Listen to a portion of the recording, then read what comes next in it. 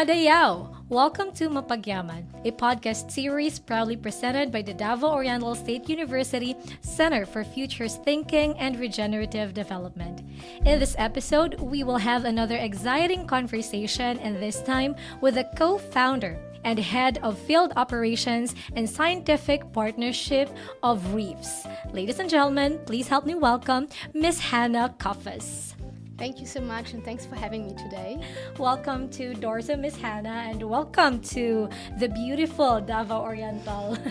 Now, we just have few questions about RRReefs, your organization, and of course, about the collaborative initiatives between RRReefs and Dorso. Now, first up, can you please tell us more about the mission and goals of RRReefs? Love to, actually.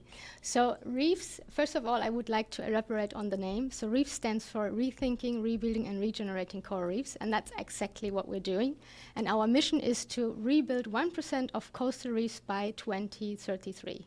I know 1% sounds pretty small, but in fact, it does has a really big impact. So if we aim to protect and rebuild and revive 1% of coastal reefs by this year, so we're going to protect 710,000 kilometers of coastline. We will actually give a livelihood or secure livelihood for over 10,000 million people, and it's going to be home for 280 million corals and 1.4 billion reef animals. So that's actually a very significant number when we look at it, right? Yeah, and it's so needed because coral reefs are really in a bad condition worldwide, and especially the Philippines is an amazing place because you have so high biodiversity in your coral reefs. We really need to protect those. Yeah, so the Philippines is actually a very strategic place in terms of regenerating Definitely our coral reefs. Now, may I know what inspired you, since you are the co-founder, what inspired RRReefs to focus on coral reef regeneration and marine biodiversity restoration? Yeah, so first of all, we are an amazing female leadership team. So I have 3 other co-founders. They are all very much aligned with our mission and also with the love for the ocean. So when we were little, we were already introduced by our parents. So we always had the opportunity to travel with them to the sea. And then yeah, it just happens when you see a coral reef. It's such an amazing, colorful, lively place. I think it's hard not to fall in love with it, right? And then for us, it's very important that this planet gonna have a healthy future for all the future generations as well, but also for the main beings we are right now on this planet Earth. We can feel the climate change. We have a lot of different crises on this planet, and one of the most severe crises is actually biodiversity loss, and it goes hand in hand with climate change. So yeah, we want to do something meaningful with our lives and try to do our best to work against that. Wow, I really love the passion. I can sense it, and I think it's very contagious. The passion is really there for coral reef regeneration and protection. Now, can you please describe how RRReefs creates artificial reefs using 3D printed clay structures? When I read it, I was actually very mesmerized. Like, how do they do this? So actually, the 3D printing technique is not that difficult. So there are like 3 different printers on the market that are able to print clay. And we're using 3D printing because it's a very good method to actually prototype. So you can easily change the code to have a different form and shape of the model you are printing, right? Then also, another advantage of 3D printing is that you use less material, but you get a really high stability. And that's what we're aiming for. We want to be saving resources, but in the same time having a functional, very stable system to rebuild coral reefs. And then the reason why we're using clay is that the material is very well for coral larvae to settle. It does has the right porosity, it does has the right color and the right pH. So there are not that many materials that are durable in water. It's going to be either stone, steel, plastics, of course, which is not very good, and clay. So we went for the most efficient material for coral larvae, which is clay. Now that I hear you, I think I have to do more research on it. This is quite interesting.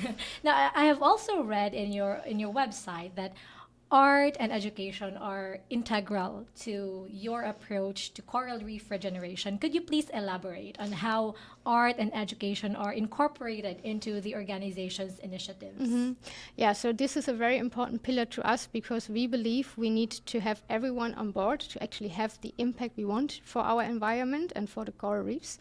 So it really starts with education from little to old, and also to give new opportunities for people that are at the moment harming the reef. What we do to educate globally but also locally is we have expeditions. So we are showing people how the reef system works. So we're using art and education to really reach global publicity, to really make people more aware of the global problem of biodiversity loss and climate change, and especially of the die-off of coral reefs, right? And it starts from really little to actually old. We want to have everyone on board, and we also believe that we need to have everyone on board to have the impact we want for our environment. So we do education with school kids, but also we have expeditions in museums, for example. And here the art plays an important role. We really use art as a tool for communication the issue with the coral reefs. So as you see, our models, they also have a quite an arty touch, I think. And when you build the reef, it looks like a little castle. And this really aesthetic design actually comes from one of my co-founders, Marie Griesmer, because she actually is a fine artist. Yeah. And she's also an expert in the material clay. So she really knows very well how you have to process the clay so you can print it and make these wonderful structures. Oh, great. So these cute structures here are placed under the ocean. Exactly. So what you see here is, of course, just a mini model. So the real size brick is like, more like 40 to 30 centimeters, and it's like around 7 kilos. But these are so cute. Can we have these as souvenirs? Yeah, sure. You keep one. But thank you very much for expounding that for us. And now, since you are already here, we went through field work in Pohada. We are also curious, why was Pohada Bay chosen as the pilot site for the artificial reef project in the Philippines? It's basically the logistic and the amazing partnerships we do have here. So it's, of course, Professor Lea with the Dorsal University and her whole team, which is amazing because they have a broad knowledge about the ecosystem here, and we really need to have the local knowledge, of course. And also they are very much part of the implementation of the coral reef, as well as the monitoring, which is going to be ongoing for several years. So that was one reason. Then we also have Mama Earth that's actually doing together with us the project with reforestation of mangroves, because we want to show that if we build a coral reef in front of the mangroves, that's going to protect the seedlings of the mangroves, and also the mangroves going to protect the reef by filtering the water. And of course, we also would like to study the migration of different species in between the ecosystems. And then also we do have in Mati Bay or Pohada Bay, we do have all the major ecosystems. So we have coral reefs, we have the seagrasses, which also play an important role, and the mangroves.